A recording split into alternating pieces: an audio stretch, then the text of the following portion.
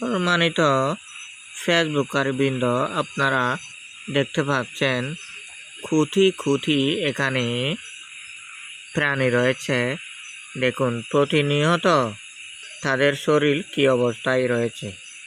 সত্যবাদী বলা মানুষকে যারা মিথ্যা দৃষ্টি হিসাবে আখ্যায়িত করে রয়েছেন, সন্দেহজনক হিসাবে তারা এই জীবাণুর মতো নিশ্চিত তারা দুর্গতি ভোগ করবে তা ভিডিও ধারণ করে সরাসরি তাদেরকে দেখানোর জন্য এই জীবাণুটি ভিডিও ধারণ করা হচ্ছে।